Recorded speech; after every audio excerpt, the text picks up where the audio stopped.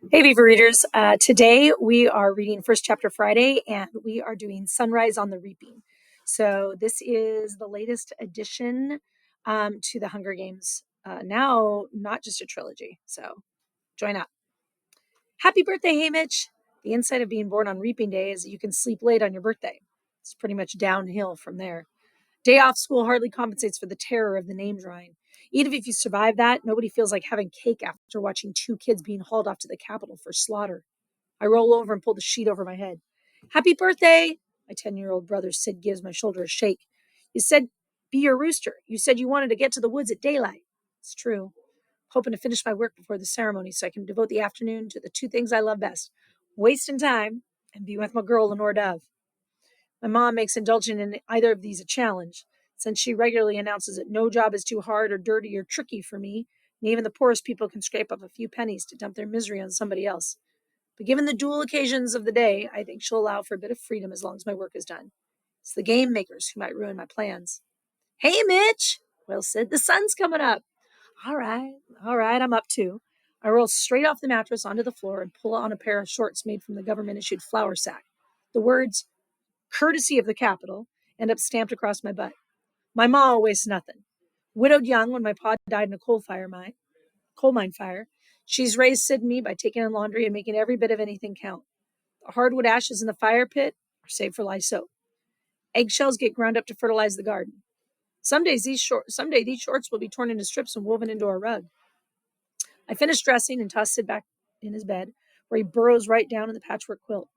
In the kitchen, I grab a piece of cornbread, an upgrade for my birthday instead of the gritty, dark stuff made from the Capitol flour. Out back, my ma's already stirring a steaming kettle of clothes with a stick, her muscles straining as she flips a pair of miner's overalls. She's only 35, but life's sorrows have already cut lines into her face like they do. Ma catches sight of me in the doorway and wipes her brow. Happy 16th. Sauce on the stove. Thanks, Ma. I find a saucepan of stewed plums and scoop them on my bread before I head out. I found these in the woods the other day, but it's a nice surprise to have them all hot and sugared. Need you to fill the cistern today, Ma says as I pass. We've got cold running water, only it comes out in a thin stream that would take an age to fill a bucket.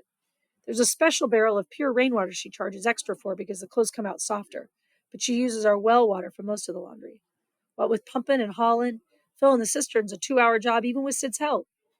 Can't it wait until tomorrow? I ask. I'm running low and I've got a mountain of wash to do, she answers. This afternoon, then, I say, trying to hide my frustration.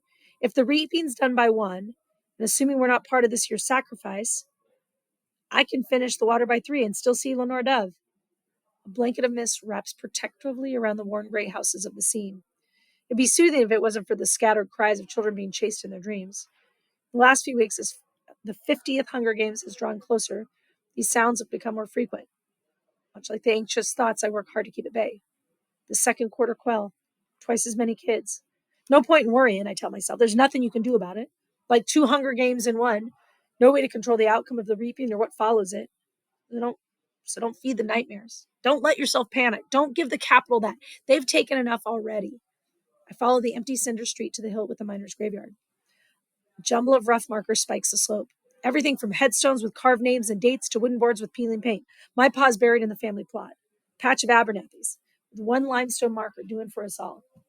After a quick check for witnesses, no one's here much, and certainly not at dawn, I crawl under the fence into the woods outside of District 12 and begin the trek up to the still.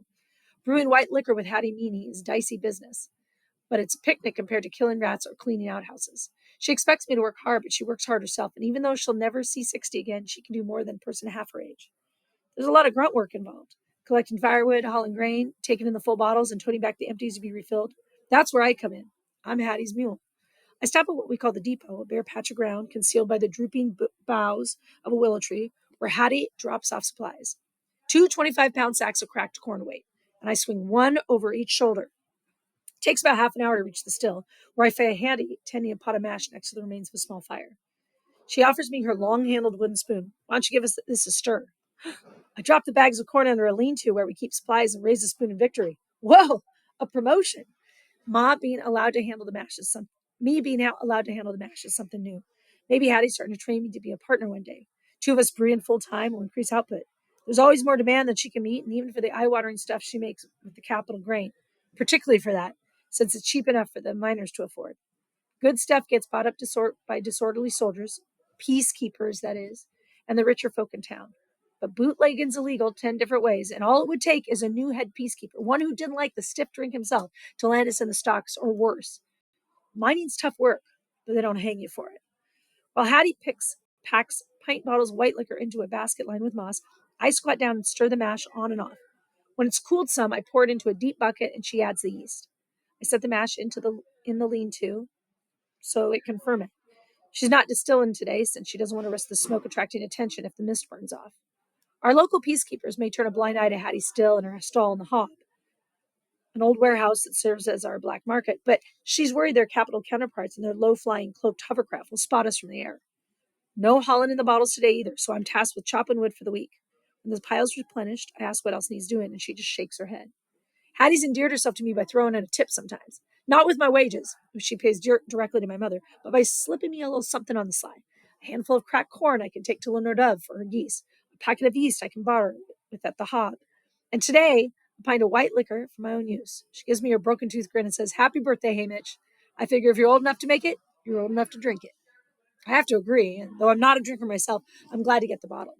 I can easily sell it or trade it, or possibly pass it on to Lenore Dove's uncle, Clerk Carmine, so that he might have a kinder opinion of me. You'd think the son of a washerwoman would be harmless enough. We Abernethys were known rebels back in the day, and apparently we still carry the scent of sedition, scary and seductive in equal parts. Rumors spread after my father's death, rumors that the fire had not been an accident. Some say he died sabotaging the mine. Others that his crew was targeted by the capital bosses for being a pack of troublemakers. So it could be my kin's the problem. Not that Clerk Carmine has any love for the peacekeepers, but he's not one for yanking their chain either. Or maybe he just doesn't like his niece running around with a bootlegger, even if the work's steady. Well, whatever the reason, he rarely gives me more than a terse nod, and he once told Lenore Dove that I was the kind that died young, which I don't think he meant as a recommendation. Hattie yelps as I impulsively give her a hug. "Oh, enough of that. You still sparking that covey, girl?" "I'm sure trying," I say, laughing. "Go bother her then. You're of no use to me today." She dumps a scoop of cracked corn in my hand and shoos me away. I pocket the corn and take off before she can change her mind about her best gift. Unexpected time with my girl. I know I should probably head home and get a jump on Phil in the cistern, but I can't resist the thought of a few stolen kisses. It's my birthday, and for once that cistern can wait.